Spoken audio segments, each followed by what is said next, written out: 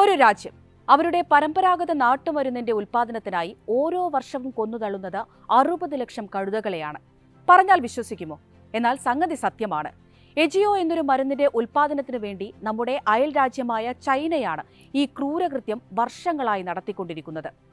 ആവശ്യത്തിനനുസൃതമായി കഴുതകൾ ചൈനയിൽ ലഭ്യമാകാത്ത സാഹചര്യത്തിൽ വിദേശ രാജ്യങ്ങളിൽ നിന്നുള്ള ഇറക്കുമതിയും നടക്കുന്നുണ്ട്. അത്തരത്തിൽ ആഗോളതലത്തിൽ തന്നെ കഴുതകളുടെ നിലനിൽപ്പിന് ഭീഷണിയാകും വിധം തുടരുകയാണ് ചൈനയുടെ ഈ മരുന്ന് നിർമ്മാണം. അതേക്കുറിച്ചാണ് ഇന്നത്തെ ഇൻഡെപ്ത് സംസാരിക്കുന്നത്. സ്വാഗതം.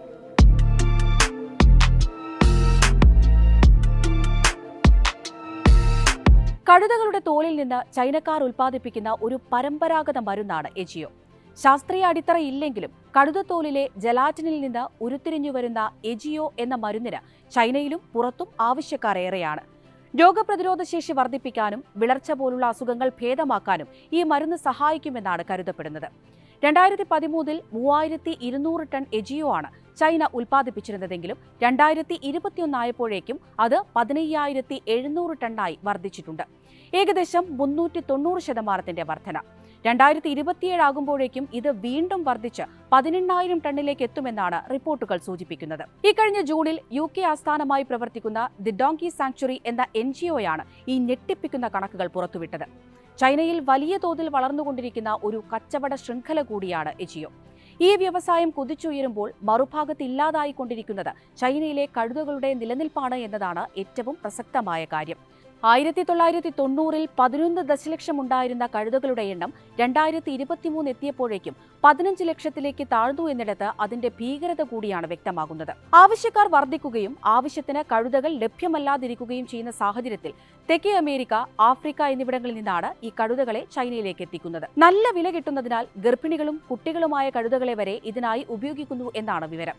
ഇത് ലോകമെമ്പാടുമുള്ള കഴുതകളുടെ എണ്ണത്തിലും വലിയ പ്രത്യാഘാതങ്ങളാണ് ഉണ്ടാക്കുന്നത്.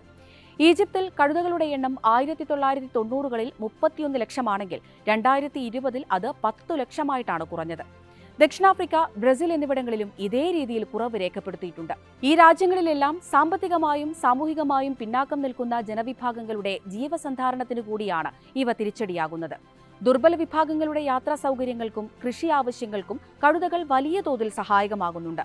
എന്നാൽ ചൈനയിൽ കഴുതകൾക്കുള്ള ആവശ്യക്കാർ വർദ്ധിച്ചതോടെ ഇവയെല്ലാം കയറ്റുമതി ചെയ്യുകയാണ് ചെയ്യുന്നത്. ഇതോടെ ദുർബല വിഭാഗങ്ങളുടെ ഉപജീവനം കൂടിയാണ് പ്രതിസന്ധിയിലായിരിക്കുന്നത്. 2024 ആഫ്രിക്കൻ യൂണിയൻ കഴുതകളുടെ കയറ്റുമതിക്ക് ഭൂഖണ്ഡം മുഴുവൻ നിരോധനം ഏർപ്പെടുത്തിയെങ്കിലും പല രാജ്യങ്ങളിലും കഴുതത്തോലുകളുടെ നിയമവിരുദ്ധ കയറ്റുമതിയിൽ വൻ വർധനയാണുള്ളത്. ഇവിടങ്ങളിൽ കഴുതകളുടെ മോഷണവും വ്യാപകമായി തന്നെ റിപ്പോർട്ട് ചെയ്യപ്പെടുന്നുണ്ട്.